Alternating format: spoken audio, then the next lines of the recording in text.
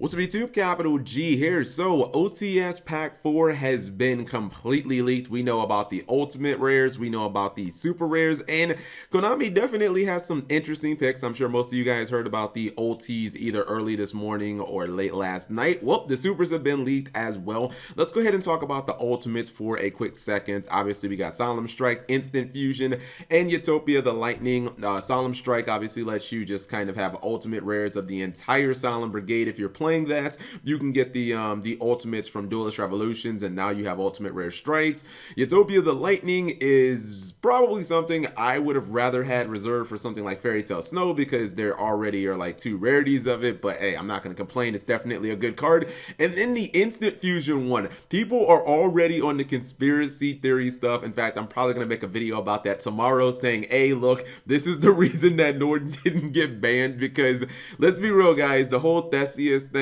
like that shit didn't take off. Like, no one is playing Theseus pretty much at all. But yeah, a lot of people were saying that Instant Fusion Ultimate Rare was that's the reason that Norden didn't get banned. So anyways, let's look at some of the super rares.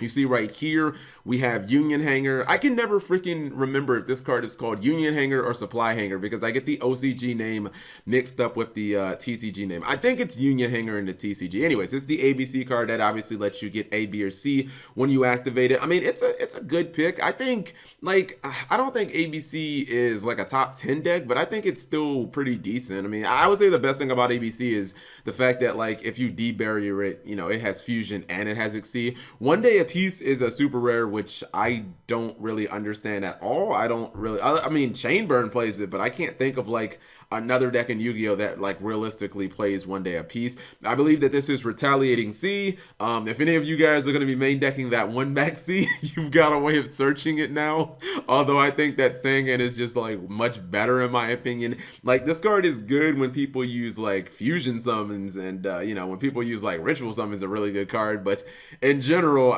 Retaliating C just never kind of took off. I believe that this is Sticky String Kaiju, which is a good pick. Kaijus are still going to be played. What's it called? Interrupting Slumber going to 2, like, basically doesn't change the Kaiju engine at all. If Interrupted Slumber would have went to 1, yeah, you probably would have seen a huge dip in play in Kaijus. But overall, like, Kaijus are still going to see a ton of play. Kumongous, I think it's Kumongous. And then the last one is Gofu.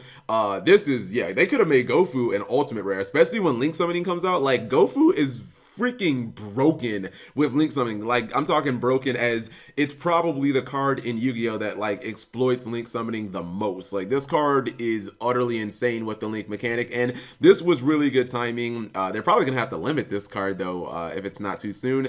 Actually, hold on, you know, it almost looks like this Ragnarok might be super as well, and maybe even the Swirl Slime.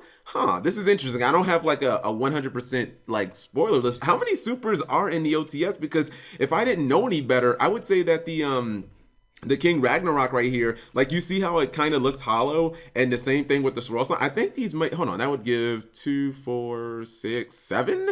3, 4, yeah, that would be 7. That seems like too many. There's not usually 7 supers. Anyways, if I find an exact list of the supers, guys, I'll put it in the description. But as of right now, you can clearly see that like the Sticky String, or excuse me, that like the Supply Hanger, that's super, the Gofu is super. These two look super to me, and I would say that this set has some pretty decent commons. I mean, the barrier statue cards have gone to like, they've gotten at some points to like $4 or $5 a piece when people are playing barrier statues. It kind of depends on what's in the format that will determine which barrier statues are good. If there are a bunch of light and dark decks that were good, like you know, maybe 6 months ago, you wouldn't play the light and dark ones because Blue Eyes was light, and freaking Burning Abyss and PK were like darts. But now those decks aren't super relevant, so you know, those cards will be a little more sought after. Anyways, let me know what you guys think. Again, if I get 100% a spoiler, I'll post it in the description below. Thank you guys for watching. As always, subscribe if you have not already.